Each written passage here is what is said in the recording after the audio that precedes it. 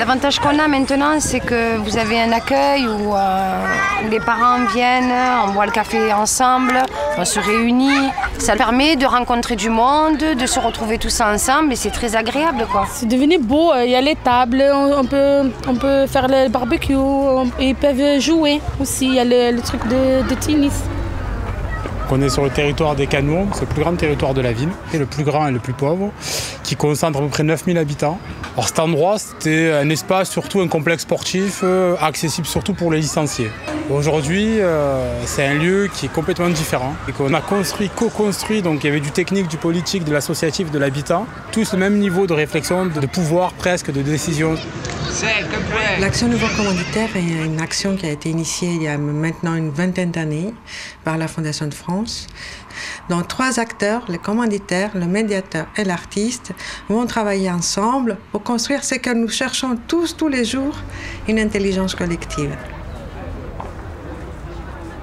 Au quotidien, les habitants ont opté pour telle ou telle démarche, ont débattu sur les propositions faites par l'équipe artistique, etc. Donc ils ont été du début jusqu'à la fin dans la démarche. Avec le nouveau commanditaire, nous avons ouvert un espace de liberté, de pensée et de création.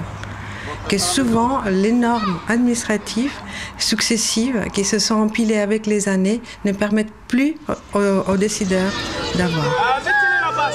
Ce qu'on a proposé de faire, c'est de condenser tout le plateau sportif en collant les 2 terrains de basket au terrain de tennis existants et à partir de là, d'arriver à faire des espaces sociaux, culturels, les pergolas et puis le plateau cuisine avec le four à pizza, la cuisine d'été, les barbecues.